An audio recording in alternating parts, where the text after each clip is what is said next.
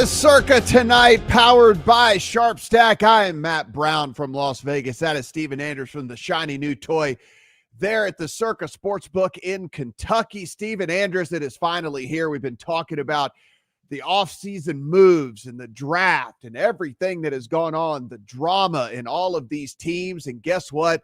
We don't have to do that anymore. The real season starts. We can talk about real football that is happening on the field, and I could not be more excited. So pumped for a new season. So pumped to be back on a show with you. Pumped to be in a brand new sports book here. Matt, I don't have to fly all the way out to Las Vegas to see you anymore, man. Now I can make you come to the Circa Sportsbook in Kentucky. So this place is like a carbon copy of the book in Vegas. It's beautiful, man. I'm so excited to have Circa here as part of this. Excited to be partnered with the best new betting tool I have seen coming out this year for NFL season in SharpStack with our friends over at 4for4. It's going to be a great year. It's going to be a great show, my friend. Absolutely. Yeah, we'll do. We'll have to start doing some home and homes. You know, I'll come out there. We'll find some golf courses to play, and of course, we know there's plenty of them out here for you and I to still hit up. But man, I could not be more excited about how we were kicking off the season. Thursday night football, Dallas Cowboys, Philadelphia Eagles. Unless you've been living under a rock, you know the biggest story basically heading into this game, Jerry Jones and how he handled the whole Micah Parsons situation. Micah Parsons is now out of town, Stephen, and with that, we see this move from an opening 6.5, depending on where it's at, out to 8, maybe 8.5, even depending on where you're looking. And I tell you, you know, I don't know for sure that it's completely an overreaction, man. I agree with you. I think now we're at the point where we can have a debate on whether or not this is the correct number or not. Circa has it at 8. There was a little bit of Dallas money in the past hour. It was 8.5, sitting at 8 now. The total to me, Matt, is the most interesting part here. And that's what I want to start on here. If I haven't made the bet yet, but if I'm going to make a bet on spread money line or total for this game tonight, it's going to be the over at 48. Couple of different reasons why. Number one, some holistic things going on in the NFL. New touchback rule now moving the starting field position out another 5 yards. New K-ball rules as well, which allows the kicking units to get the balls how they want throughout the week in practice and use those same balls in the kicking game. So I think there is kind of a macro situation going on potentially with scoring. And then the Dallas defense, I think, could be one of the worst in the league, Matt. Not only the Micah Parsons issue, they lost a top 15 coverage grade cornerback in Jordan Lewis as well. The Eagles are a tank. They're still a tank on offense. Basically, everybody's back on that side. So the only question I have is, do we get enough from the Dallas offense to keep up to get us over this total against a really good Eagles defense? Well, as I pull open my handy dandy little Circa app here, Stephen, I can tell you this total is actually sitting 47 now at Circa. Wow, more under money. So more under money flooding in here on this one. So now sitting 847 plus 370 for the Cowboys if you want them on the money line at Circa Sportsbook. So that's where we sit as of right this second. Of course, about an hour and change until kickoff. So this thing could and will move. I imagine everybody getting excited, Stephen, to jump in on the first game of the season. I think the reaction to the Parsons news was worth some move in the line. I think maybe we've gone a little bit too far at this point with all of that. I have a 6.5 in my account, and I know nobody cares what I have in my account and what can you bet today, but I'm saying this to make the point that I liked it at 6.5 under a touchdown. Now that we've moved across the 8, to 8.5, I think that we've squeezed all the value out of what we're going to get from Philly here. And I wonder if the play is more back on the other side. This is going to be a very, very popular teaser game for sure. Oh, for sure. I mean, if I'm betting side here, it's probably just taking the Eagles down to 2.5, but you know, I'll also just give the caveat that don't bet awful prices on these teasers. Like when Wong teasers became a thing, teasing down through these key numbers, you were getting minus 110 and then it was minus 120. And then I've seen, Circa's giving fair pricing still, but there's some other books that are downright predatory. I've seen minus 175 at some of these sports. You might as well just money line parlay at that point. So I think if I'm I'm teasing this week. First of all, I don't want to do a lot of that in week one because we may think we know these teams. We don't know these teams yet. Right. I mean, they haven't played a game yet. But Eagles and Denver against Tennessee seems to be, I was about to say, you're saying we don't know these teams, week, right? But I mean, I would be shocked if that didn't get home. And listen, I've been shocked before, but I have, anybody that has listened to any offseason content that I have done knows I am still high on the Eagles. I was super high on the Eagles last year. I'm as high on the Eagles this year as I was last year. I mean, Steven, you look at this team and there's just really no holes, right? I mean, wide receiver position as good as any in the NFL. Running back position, obviously as good it is as any in the NFL. You have a quarterback that does exactly what you ask him to do, and he does that very well. The offensive line is still very stout. Defensive line, very good. Maybe the best cornerback trio in all of the NFL. I mean, like, where do you find a weakness in the Philadelphia Eagles? Pass rush, maybe. That's the only thing I can really come up with. They lost Milton Williams. They lost an edge. I don't know, man. But the people, I've seen some tweets talking about they lost, half of their top 16 snap count defenders from a year ago.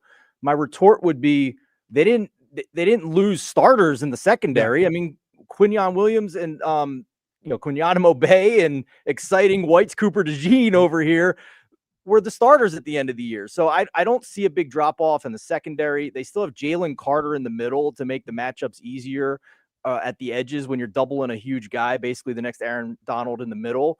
So I don't know. The only thing I can think of here with this big spread at this point is backdoor potentially with Dallas. I mean, but here's my issue with that, Matt. If Dallas couldn't run the ball against light boxes last year, they were horrible. They were horrible at running the ball in light boxes, which allowed defenses to drop 6 or 7. If you look at the advanced metrics. And then on top of that, everybody's saying, well, Dak's back now. Dak in the games he played last year was horrible as well.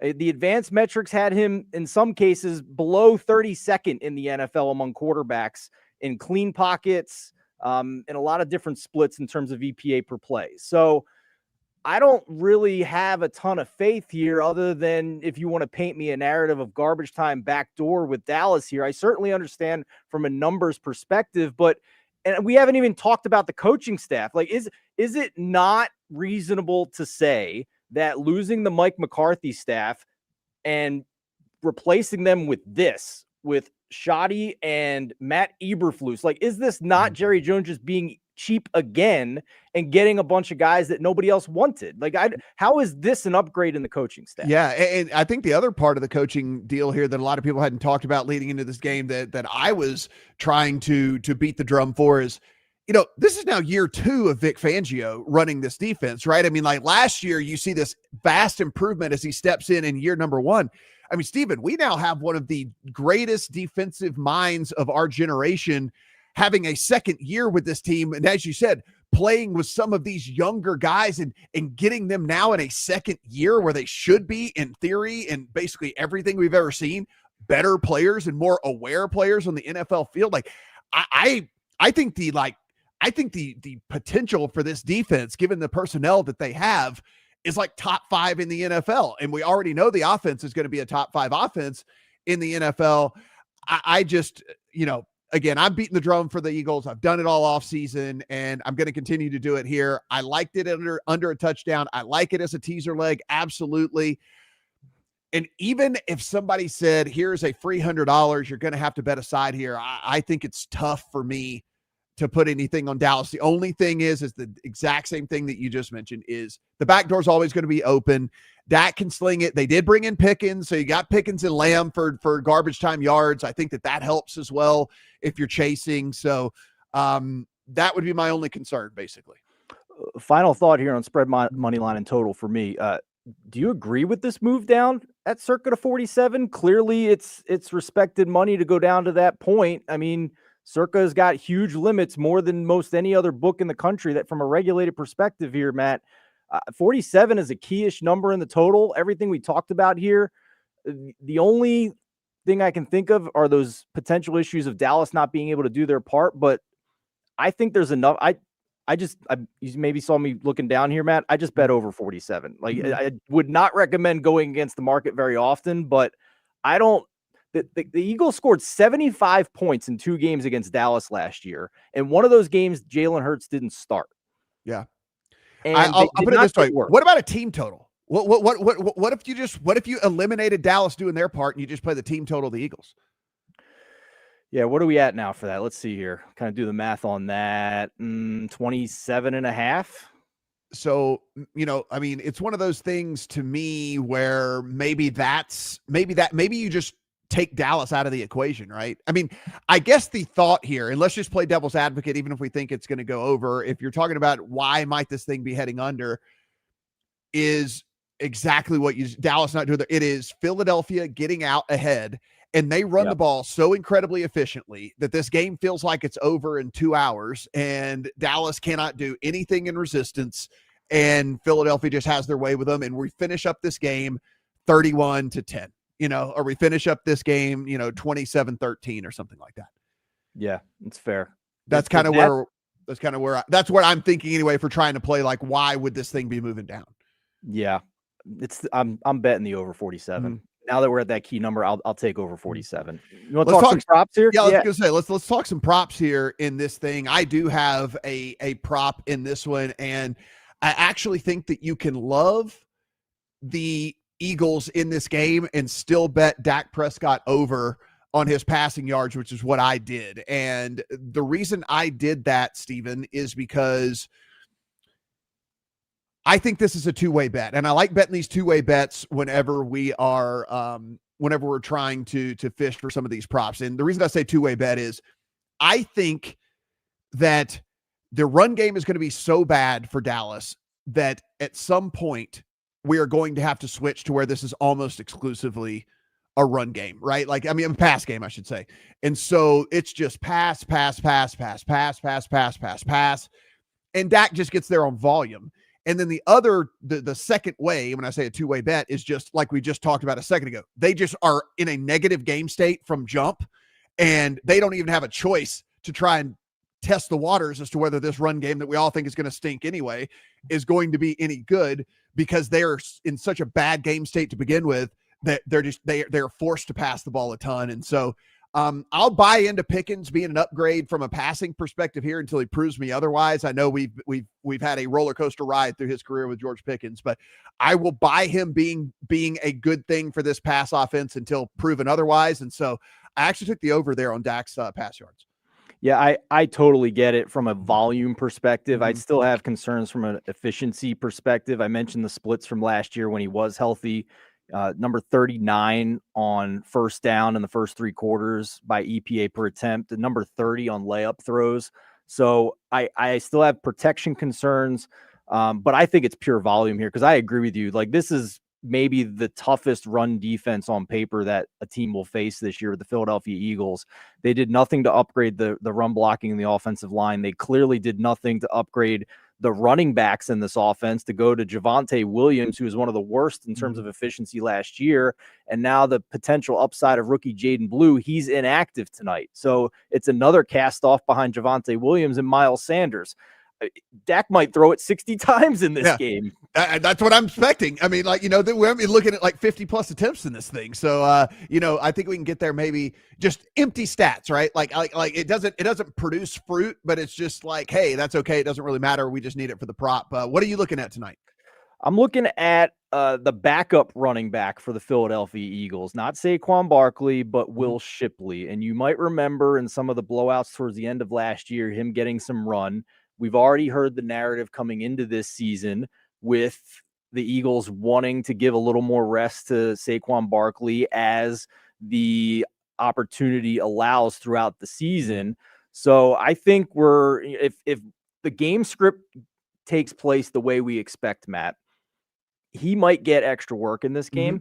And we're looking at a rushing total here of 11.5, 12.5, depending on where you shop. So I like that. I like some touchdown props for Will Shipley, since we're getting around 7-1 plus 750 on an anytime, 25-1 on last touchdown score in this game. I think that's kind of a lot of fun here. And I love this tool too, Matt. We haven't talked about it yet, but We've also partnered on Circa tonight with SharpStack, and what you're seeing on your screen is part of SharpStack. It's the prop finder screen, and it allows you to instantly shop props across all the different books in your state to make sure that you are getting the best number available on each of those props. And you can sort by which game that week. Obviously, we're talking Eagles Cowboys here, but up top, you can change which game you want. You can change the league, the prop type. We have other screens here in terms of just money line, total, and spread. And we, as a partnership with them, made sure that you guys can get a 7-day free trial and 25% off of SharpStack by using the coupon code TNF Live. So you can either hit that QR code with your smartphone if you're watching on a desktop, or you can just go to the 4for4.com site. You can check out the link in the description as well. Just make sure you use that promo code TNF Live. You'll get 7 days free as well as 25% off. But what do you think about that angle with Will Shipley? I think even if it's not a blowout, they might work him in more than maybe we saw last year. Yeah, I mean, listen, my game state plays into your bet as well, right? I mean, like my negative game state for Dallas Cowboys and having to throw it all over the place equals massive positive game state for the Eagles, which should mean more run for a guy like Will Shipley, like we said. I mean, so I'm with you on that. I'm down with that, and I think the angle makes a ton of sense. But again, we will circle back to this one here as we get closer to kickoff, Stephen. But I do want to talk about some of the other games, and I know that you've got some bets this week. I've got some bets this week. I do not have anything tomorrow night in Kansas City and the Chargers. This is currently 3 everywhere in the market except for one place sitting 3.5. 46.5 is our total here in this one. Stephen, this one's confusing to me. I feel like I should want to play the Chargers at 3, and I certainly feel like if this got to 3.5, maybe it'd be worth like a tiny little bet for me because I am a little bit down on the Chiefs this year. I think the Chargers and the Broncos both close the gap with them, but for whatever reason, I haven't put the bet in my account, and that typically means I should probably lay off of this game. Yeah, just a lot of weirdness with this. Really long flight to go all the way down to Brazil for both teams. The field issues that everybody seems to think might happen again here, which could lend another factor to the over. But I'm there's too much weirdness, too much wonkiness. Rashee Rice is suspended.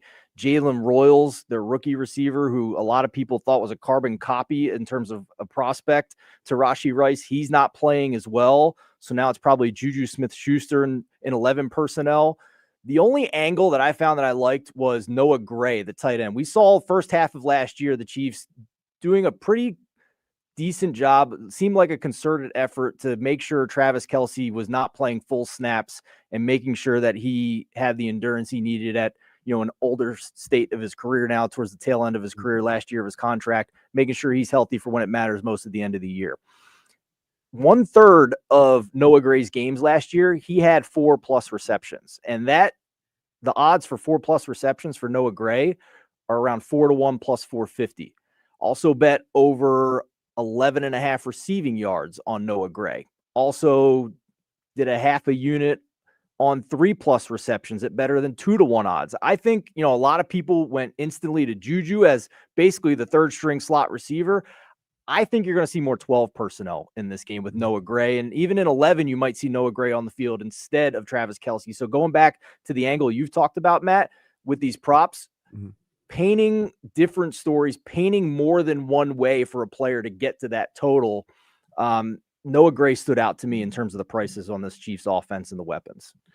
Steelers and the Jets currently 2.5 and 3s available out there. So 3s and 2.5. So depending on which side you want to go here in favor of the Steelers, this is about a 37.5 to 38.5 total out there. You can find flat 38s as well. We have not seen Aaron Rodgers take a snap for the Steelers team. This was one of the first games I scratched off, Stephen. He might look like Aaron Rodgers again. He might look like Russell Wilson. Like, I don't know. He might be completely washed. Like, I don't know. He didn't play in the preseason. I don't have any idea what sort of chemistry or lack thereof he has with any of these players, any of this stuff. new quarterback situation for the Jets, all of this different deal. Like these two teams to me are the prime, like, show me 2 or 3 weeks of a body of work so I can try and figure out who you are, and then we can go from there. But that's kind of how I have treated the Steelers and the Jets basically all offseason. 2.5 would be when I would start considering the Steelers, but the Aaron Rodgers factor I just can't get past, man. I can't lay points on the road with Aaron Rodgers at this point in his career unless I see it first. Yeah. With the Pittsburgh Steelers. Total's 38.5. The Jets have said they just want to run the rock, which is abundantly clear. They're going to basically have 3 running backs if you include Justin Fields. They're going to work in Braylon Allen. You get a total this low, a turnover here or there could totally change the outcome of the game. It's just too much potential variance in this game. It's a watch and see game for me. And just to see how things play out, to see if Rodgers looks competent.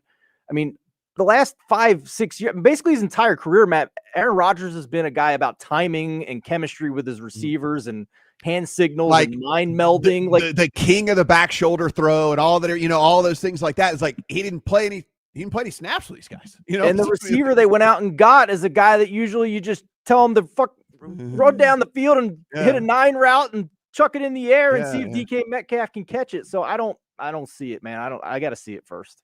Yeah, it's and that's the interesting thing about this game. Then we'll move on. It's just like, it's weird when I say, like, I have no bet and I have no interest in having any bet, but it's actually one of the games I'm going to pay the most attention to because I feel like I'm so in the dark of these two teams that I need to see what's going on with them for sure. We got the Dolphins and the Colts. We know the news there that it's going to be Daniel Jones under center for the Indianapolis Colts. And with that, we see this team sitting anywhere from a pick'em all the way out to a 1.5 point favorite in the market. It's a pick'em right there at Circa, at that shiny new studio that Steven is at there in Kentucky. 46 flats all the way out to 47.5. So this is a varying total as well. I don't know if there maybe there are a couple other more polarizing teams than the Dolphins this offseason, but I don't know if there's a ton. I mean, it seems like you look at this team, everybody wants to say, well, Tua's not going to stay healthy, so you got to factor that in. Tyreek Hill is maybe he's washed. He's no good. Whatever. It seems like every sentiment was kind of negative, and like almost to the point where, Steven, I feel like there's got to be a buy point somewhere here on this Dolphins team. Like, all you hear is doom and gloom. There's got to be a buy point here on them somewhere. I'm going to throw the graphic up again just to drive the point home. That says pick with Daniel Jones starting a football game in the year 2025. I don't understand that. And I know he's at home, and I know there's a lot of bad sentiment with the Dolphins. I agree with you, man. I bet Dolphins pick, paid a little juice, like minus 102. But I think anything minus 110 or better on the Dolphins is a bet for me here. I need to see this with Daniel Jones. I don't think it's just the Colts have a good roster, and if Daniel Jones is competent, they'll be good. I think they have other issues too. I think the secondary and the coverage unit that the Colts have on defense is very suspect. They have some nice shiny names, but it's been a while since those names have been good. So you combine that with the weapons that Miami has, the pass rush that the Colts have will be totally neutralized in this game, in my opinion, because under Mike McDaniel, Tua has constantly been one of, if not the fastest quarterbacks to get rid of the ball, snap to throw. So I don't even think pass rush is an issue here. The other angle here is the over for me. I would also bet the over at 46. I have bet the over as well at 46. I don't understand why some of the games are above that key number of 47 this week, but this one is not, considering how bad not just the Colts secondary unit is, but the Dolphins as well. They got rid of Ramsey in the trade of Jonnu Smith. They got Minkah Fitzpatrick back, but he has not been good for several years. Artie Burns went out at corner in the preseason. I do think there will be points in this game, but Daniel Jones, Matt, if we look at all quarterbacks over the past 4 years, there were 156 of them that played at least 200 plays. And Daniel Jones is not in the top 100 in terms of EPA and CPOE composite. So you want to make Daniel Jones this price, you go right ahead. I will happily pay to see it. The funny thing is, though, is he does raise the floor for this team. And like, that's the situation. Well, That's yeah, because Richardson was the nut low. Yeah, that's what I'm saying. Like, he actually does raise the floor for this team. And so I do have a season-long bet here with the Colts, if anyone wants to join me, and Tyler Warren going over on his yardage. I think that if there are any throws that benefit him with Daniel Jones being under quarterback, it is these intermittent throws and things like that. We know Anthony Richardson was so incredibly inaccurate. Like, he couldn't hit anything, like from 8 to 11 yards. So he couldn't do anything. And so I actually think that Daniel Jones, I believe them when they say they want to go with Daniel Jones basically until he gives them a decision that they can't anymore. I'm not buying this whole thing that he's only going to start 3 or 4 games that are going to go back to Anthony Richardson. Like, I think he's going to have to play his way out of the job, and he very well might. But I think that Tyler Warren is, from a season-long perspective, I mean, see, we're talking like 525 and a half, 524 and a half, something like that on his yardage. I think that is well within reason. I think Daniel Jones hurts the wide receivers far more than it hurts Warren. Daniel Jones was so conservative in his last year with Brian Dable that Theo Johnson became a thing in the tail end of his rookie year at tight end. I mean, it was like 3 yards per pass and go for it on 4th and 1 with the Daniel Jones Giants towards the end there at Dable, and cutaways of Dable just throwing his hands in the air and looking extremely frustrated. But I agree with you. I mean, it would have been a faster bet if Anthony Richardson was the quarterback. I mentioned the quarterbacks over the past 4 years by EPA and CPOE composite. Anthony Richardson was tied for second to last in that category. So yes, Daniel Jones is better. It's just Daniel Jones still stinks. That's all. Of course, guys, this is Circa Tonight, powered by SharpStack. Appreciate you guys being with us here on Thursday. You can catch us each and every Thursday leading into Thursday Night Football. Carolina and Jacksonville. Stephen Andress, this is sitting 3.5 in favor of Jacksonville. You can find anywhere from 46.5 to 47 out there in the market from a total standpoint. We did not talk about our bets beforehand. We are simpatico on this one. I have a flat 46 in my account that was made a couple of days ago. Seems like everybody is starting to come in on the over train here. You also on the over train, though I can see in the rundown, we're on it for different reasons.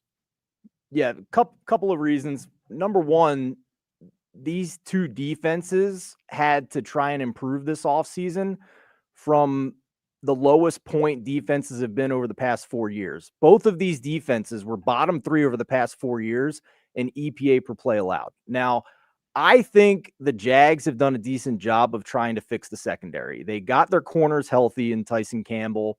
They added Jordan Lewis from Dallas, who was a top 15 corner in terms of coverage grade. But both of these offenses, to me, are arrow up, considering as well that you have 2 very bad defenses. So it just seemed to me that with the weapons that Jacksonville has and with the improvements we saw from Bryce Young, I'm skeptical long-term about Bryce Young sustaining those improvements, but he at least did show at the end of last year that he can help get to the other side of a total like this against a bottom half of the league defense. And that's, I think, what we still have here with Jacksonville until they show me otherwise. Yeah, also on the over for me, because I actually think Carolina's off it. So Bryce Young, if you look, Bryce Young was not subjectively good. He was objectively good once he came back from being benched. And I know that's weird for people because he became like the punching bag and the joke and all the different stuff like that. But we're looking now here, Stephen, year 2 of Dave Canales, maybe year 2 of an actually confident Bryce Young. Over the final 10 weeks of the season, Bryce Young kind of quietly threw for 15 touchdowns and only 6 picks. And this dude had multiple touchdowns in each of the last 3 games of the season. His big time throw rate over that span of the final 10 games of the season, this is a Pro Football Focus stat, was the best in the NFL over the final 10 weeks of the season. Like, Bryce Young was, again, not subjectively, objectively a good quarterback in the NFL over the final 10 weeks of the season. And so I'm not going to just assume that he turtles back and goes back into the Bryce Young that we were making fun of and dragging left and right. And so all the reasons you said on the Jacksonville side of things, but also I think Carolina does their part here too. Yeah, I'll pound the table even more for you on that. Week 12 on, they had a very late bye last year. So it was a week 11 bye, but from week 12 on for Bryce Young, he was 9th among all quarterbacks in completion percentage over expected, despite having an ADOT, average depth of target, bigger than 9 yards. That's a lot of throws downfield. So that was impressive as well. So why not the side here now that we're all the way out to 3.5? Couple of reasons for me. They got rid of Thielen in the slot, who was a security blanket for young. Jalen Coker is on IR, who is the up-and-coming security blanket out of the slot. So I'm concerned about a practice squad level player in the slot. They have some banged-up players on the offensive line. So it's a pass for me on the side, but I still think we get enough here to get over a total at 46. It also doesn't hurt that the Jags have a kicker that can make one from 70, apparently. Yeah. And so for me, it's kind of one of those things where it's almost a bet on the Panthers without being a bet on the Panthers, because I think if they keep this game close, then they're scoring the football. Like, I don't see this being a rock fight, right? Like between these two teams. And so it's the over bet for me is kind of it's like a de facto backing of the Panthers, because I don't see this being 17-13. Like, that's not the type of game I see. Like, if they keep this thing close, then they're scoring along with the Jags, and we just get over the total. And then that way I don't really have to sweat it in case they lose by 4, so I don't really have to get there with that. New York Football Giants and the Washington Commanders. This is sitting 6 out there in the market, 45.5 all the way up to 46 on the total. Steven, I have a ticket, and I cannot believe this, on the New York Football Giants. Now, the number in my account is no longer available. That said, 6 is fine. I would play it at 6 still. I've got 6.5. I would still play it at 6 with this. I actually think we're in for a little regression here from the Commanders. By the way, Terry McLaurin, I don't know if you were following the story, hadn't been out there with them. I understand he played with them last year, but still, you got to go, how's he fit in with Debo? How does the offense work now? There's different things to try and figure out there, and we hadn't seen any of that. And I'll tell you right now, I think the Giants are going to be a pain in the butt for a lot of teams out there. That defense is good. I understand Russ might be cooked, but if he is, they'll go to Jackson Dart pretty soon. And I think Jackson Dart's got a little juice. And so I think weirdly the Giants, as long as we get big numbers, Steven, going to be a team that you're going to probably find me backing here early on in the season. Yeah, to me, it was just like a swallow and bet the number situation. I don't like to do a lot of this, but, I'll at least you tell me if this is valid or not. You go back to the game week 9 last year. Commanders were -3.5 on the road. Neither of these teams have really great home field advantage. So let's just generously give each team a point for home field. Now we're at the 5.5, theoretically, in Washington for last year's game week 9. Right now we're sitting 6, hopefully 6.5. But in that game, it was Daniel Jones at quarterback, and they did not have Kayvon Thibodeau or Abdul Carter because he was still in college. How is this not an improved Giants team coming into this season with the change at quarterback? Andrew Thomas is also healthy now, theoretically. It looks like it was just vet rest for Thursday. You tell me if you've seen differently. But this is clearly a better Giants team. We're getting a slightly better number. They played them tough twice last year when they played the Commanders. And the Commanders benefited from an all-time great 4th down success rate last year. They got a lot of pub for beating the Lions in the playoffs last year, but that Lions team was at that point just historically bad with all the injuries they had. This front 7 is scary for the Giants. And it is. I thought it was scary last year. It's even more scary now. And I think that makes them a tough candidate for teams to win by more than a touchdown. Let me tell you one last thing here. Praise be to Marshawn Lattimore if they line him up against Malik Neighbors. Neighbors is going to go for 250 yards in this game. Seriously, Lattimore is toast. We see corners just kind of fall off a cliff. Yeah, he's fallen off a cliff. If they line him up against Malik Neighbors, whoo boy, that's going to be something else. That will be an in-game bet for me as fast as my fingers can pull the trigger.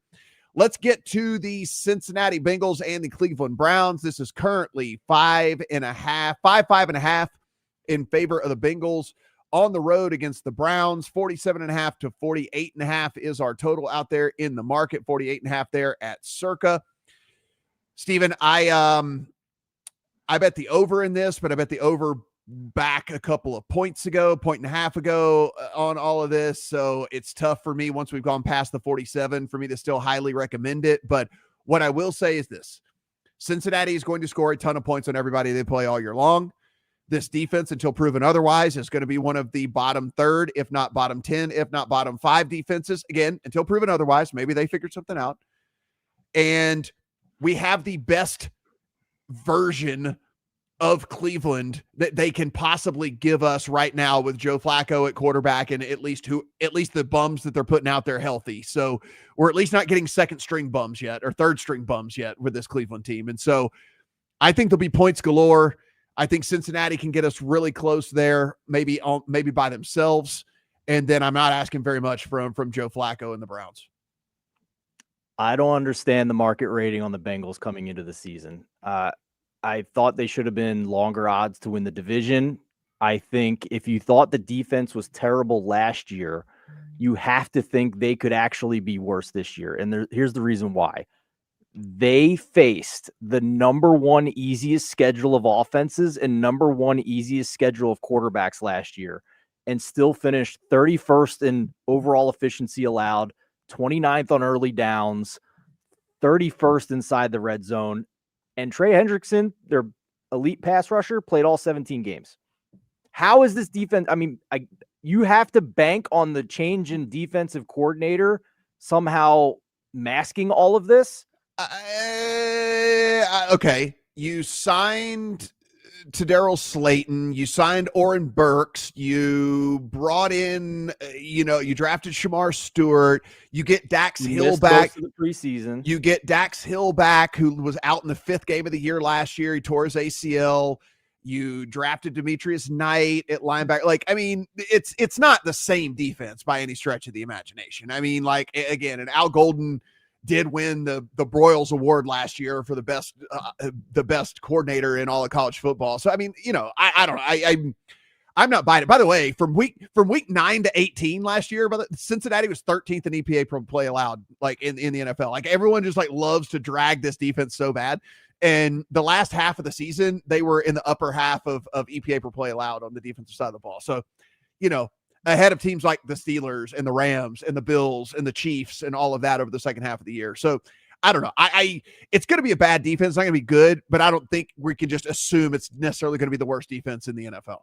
Well, I will concede that defenses typically have a higher likelihood of positive and negative regression from year to year. It's not as sticky as the offense. Do you remember, I mean, your Philadelphia Eagles like 3 years ago, and then what happened 2 years ago? I mean, like, it's they fixed it overnight. I mean, like, and I'm not saying that Cincinnati did that or can do that or whatever. I mean, the front office in Philadelphia is unparalleled. But I mean, you get my point. Like, you can fix a defense or at least, plug some of the leaks. I'm not saying that they're going to do that, but I don't think we can just go in and just assume definitely bottom 3 defense in the NFL again. You mentioned the changes in personnel from last year and, a couple guys coming back from injury.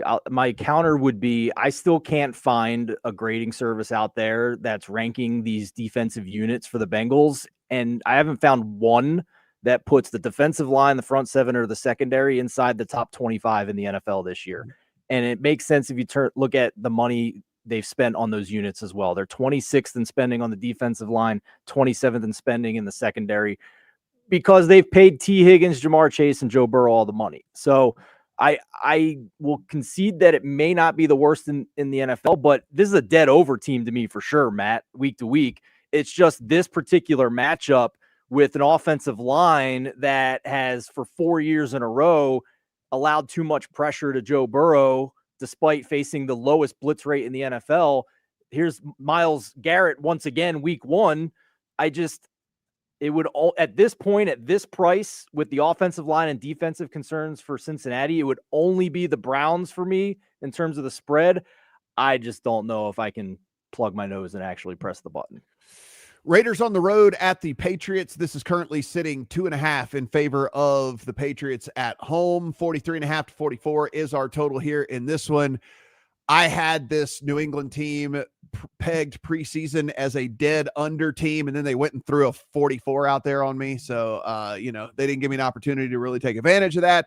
They seem to be thinking that as well. If Vrabel takes over there in New England, McDaniels is the offensive coordinator. Terrell Williams is going to be the defensive coordinator. I liked what I saw last year out of Drake May. I think he's going to be a pretty good NFL quarterback. And it was a very, very obvious offseason for the New England Patriots. Defensive lineman Milton Williams, cornerback Carlton Davis, edge Harold Landry, linebacker Robert Spillane, right? Safety Marcus Epps. They drafted, they did draft an offensive lineman and Will Campbell or whatever, but they went out and they beefed up on the defensive side of the ball. I think that they looked at it and said, all right, we're not going to get better at offense overnight. We're in a division with Josh Allen and all these guys. Like, let's do the best we can from getting them to put 35 on us every time we play them. So I actually think this defense has some decent upside. Tend to agree with you. For this game in particular, though, I bet Raiders +3. I don't know if +3 is coming back or not, but that's what I bet. And to me, it was just about, I think the Raiders just have a better roster at this point. Now, Matt, I'll say this too. I'm arrow up on the Patriots overall in the year. I bet over their win total because I think they've made enough improvements. Drake May in year 2, and I think they have one of the easiest schedules in the NFL by opponent win totals. That's why I bet over 8.5. I just don't think this matchup against the Raiders is one of those easiest matchups. So I love the weapons for Las Vegas. Secondary is still an issue for New England. Christian Gonzalez is banged up as well coming into this game. The offensive line for New England is still question marks for me, even though they spent a first-round pick at tackle. I love Drake May. I think he's going to be a very good quarterback in this league, but I just think the Raiders roster is more complete at this point. Factor in Max Crosby maybe being able to cover up some of the clearly coverage issues in the back end of that Raiders defense. I love getting points here with Las Vegas. I just think they're the better team right now. We are, of course, you're sitting there at Circa. I do programming out of Circa. Of course, we're big into Survivor. And with that, this is where we kind of hit next. Arizona on the road at New Orleans. 6.5 is the number in favor of Arizona now. 43 to 43.5 is our total out there in the market. I will have, so Steven, I maxed it this year. So I went 10. Okay. I will probably have 6 to 8 of them on the Cardinals. I'm not going to shove this year. I am at least going to take 2 different paths, but I will have 6 to 8 of them on the Cardinals. I know you are liking the Cardinals as well here in this one. I think it's a week where you don't have to get, I don't think you got to get incredibly cute. I think there are a couple of slam dunk plays here. And listen, I'm going to pick on this New Orleans team. I think they're the worst team in the NFL. Steven, they're still face value tickets. Like this is New Orleans in the Superdome, and it's the opening game, and there's still face value tickets like in this game. Like they know it's Spencer Rattler starting for them. I like the Cardinals a ton in Survivor. That's going to be the bulk of my entries. We have some good friends that do a show centered around the Circa Millions contest and game theory with spreads and trying to pick least popular sides and whatnot. And that Gridiron Gamble podcast likes to say, does the quarterback meet the threshold? Like, yes, you're getting more points. Maybe it's too many points, but the quarterback at some point has to reach a threshold of viability, or it doesn't matter what the spread is. And I understand that this is on paper too expensive to lay the points with Arizona. I'm not going to. But from just the perspective of who's going to win the game and the chances of New Orleans, that's a tiny tail outcome for me. I think we're getting a third string quarterback quality starting for the Saints in week 1. Go back to that database I have of EPA plus CPOE composite I compiled from the last 4 years from Ben Baldwin's site. And the only quarterback over the past 4 years with minimum of 200 plays that had a worse EPA CPOE composite than Spencer Rattler last year was 2021 Zach Wilson. That's what they're trotting out there in this game, on top of the other talent issues that they have at other units in this game. So Slam dunk survivor play for me with Arizona, mostly because Denver looks like the most popular team, and that's just my rule of thumb in survivor. I don't want to play the most popular team. Not even really that for me. Is just I'm higher on Denver than I think the market is, and I think they have a decent amount of future value. So like I'm actually so I'm higher on Denver than market, and I don't know. There's like one other time, maybe two other times that you'd feel okay playing the Cardinals, and that's about it. Tampa Bay on the road at Atlanta. This is down to a 1.5 at some places. It is down to 2. Just flash my screen. So some people changed. Yep. Down to 2 at Circa in favor of Tampa Bay. 47 to 47.5 is the total. I played Atlanta at 2.5. I think this is the worst version of Tampa Bay you might get all year, Steven. I mean, we already know no Wirfs, no Godwin, no McMillan. Vita Vea missed practice today. First game without Liam Cohen, like all these things that are happening here with this. Like, I think this is maybe the perfect storm here for Atlanta to play them pretty tough. I thought in the small sample size that I got last year, and Pro Football Focus agrees, that Penix looked the part. I think this dude can play. We know Drake London's a baller. We know Bijan Robinson's a baller. So this defense is much improved. I like Atlanta. I think they win this game outright. It's one of the funniest jokes in football to me right now that everybody on that Penix Washington team in college has flamed out at their next stops, and so Penix must be good. So I guess we'll find out this year.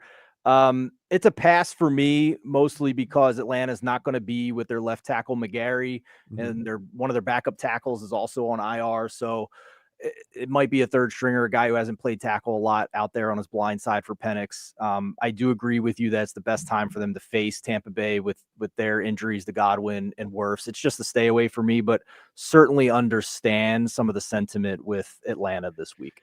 Denver's out to an 8.5 point favorite over Tennessee at home. 42.5 to 43 is our total there in this one. Steven, I mean, look, Denver, love them in Survivor if you're in a smaller pool.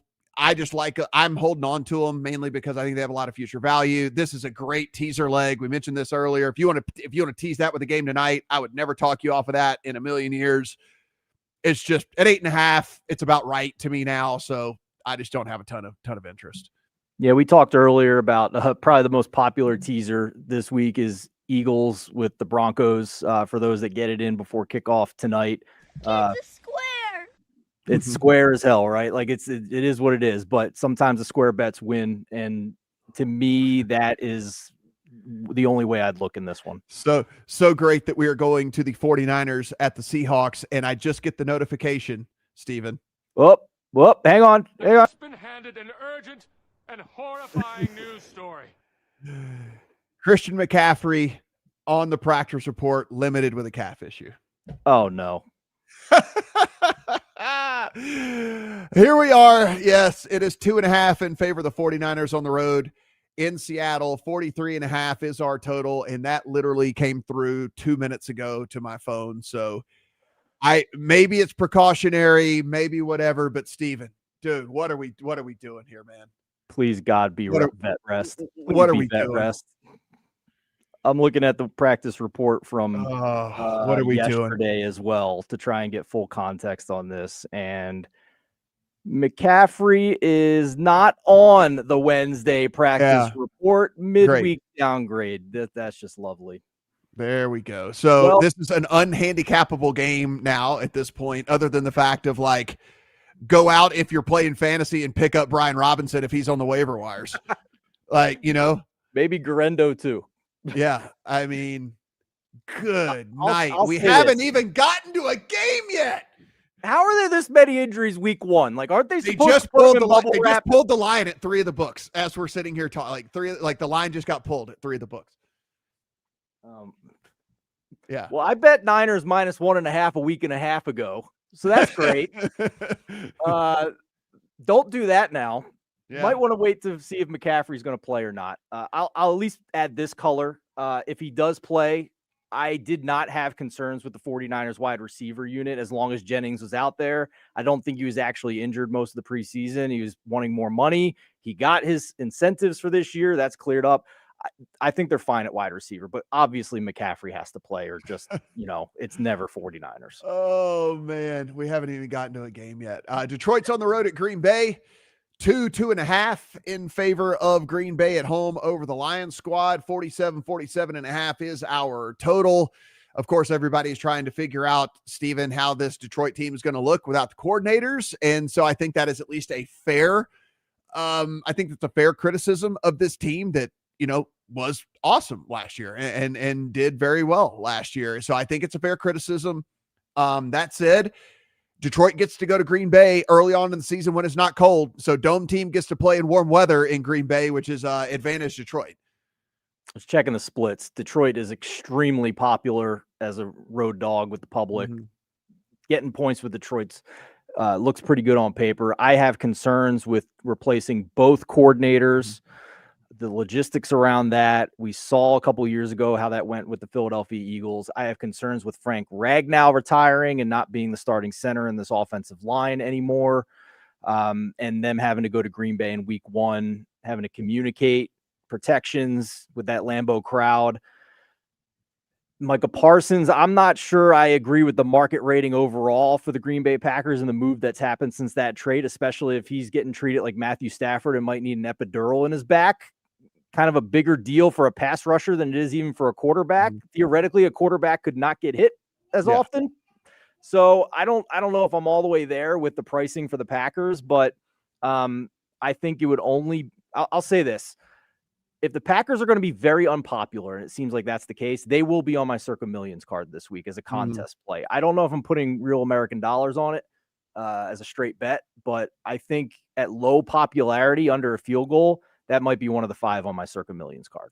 Super, super interesting for sure. That game, what if the Lions just look like the Lions, and then we're going to all feel stupid that we undervalued this team? For sure. We got the Texans on the road at the Rams. This is currently sitting 3.5 in favor of the Rams. 43.5, the prevailing total out there in the market.